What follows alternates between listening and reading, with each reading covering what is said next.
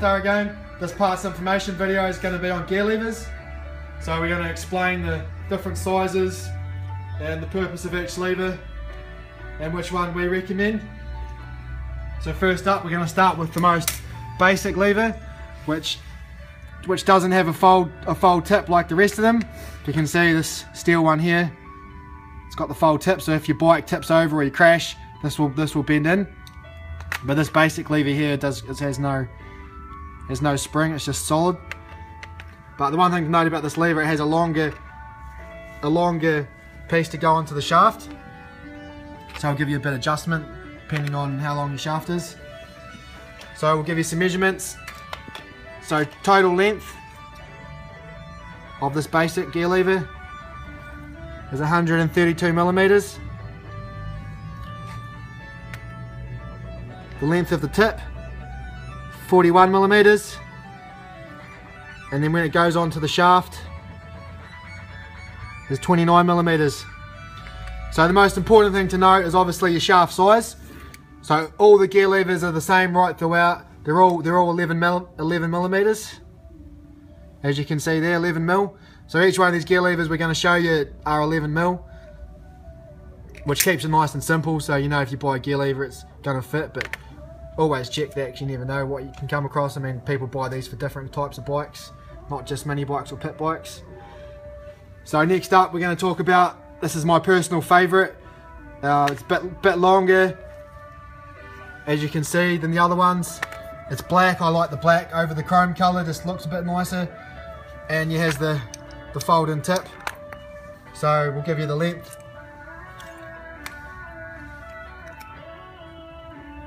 So total length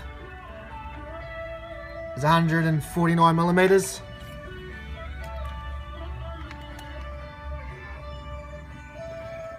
The width of the tip, 61 millimeters.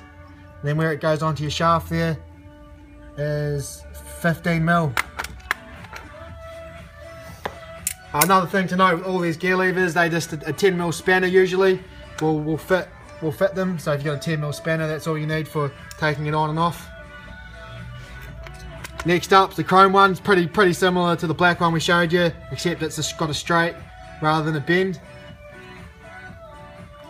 So length of this one's 139 millimeters.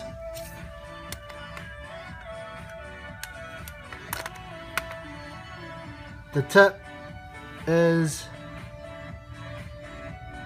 57 mil, and then where it goes onto the shaft is 21 mil. Okay, next up, this is the one to take note of, because if you have an 88cc motor, then you're going to need this gear lever. This is the only one that's different. Still has the 11 millimeter shaft, but it's actually, if you can see, it's stepped down.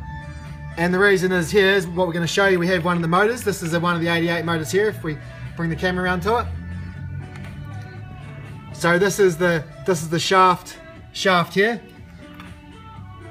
So the problem is, if you just try and put a normal lever onto it, the normal lever will hit the case. So you need one of these step down levers for these motors.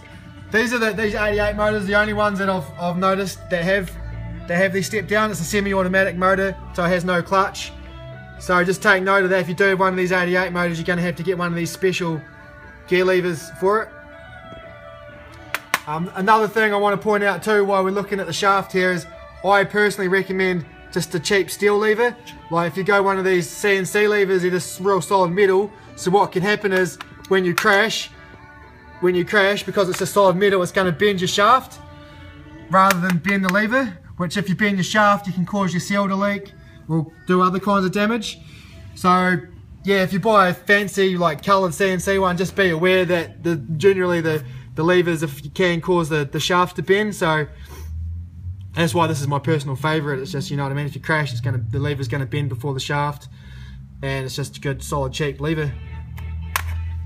So we'll give you the dimensions of this stepped up lever. So it's going to be a bit harder to measure. I'll get a different tool. So the length is 130 millimeters. The tip is 45 millimeters, and then where it goes onto the shaft, 16 mil. But we'll give you the height of it. So it sits up 35 millimeters. It sits up. So yeah, it does just have that piece that sticks up, which is what you need for that engine that we just showed you before. Last of all, we're going to show you is a CNC lever. It's a solid piece of alloy. So normally alloy will snap in half before it bends. So like I say, if you crash and this hits the ground, there's a chance that it's going to bend your shaft before it breaks the lever. So like I say, they look cool. You can get them in all like anodized red, blue.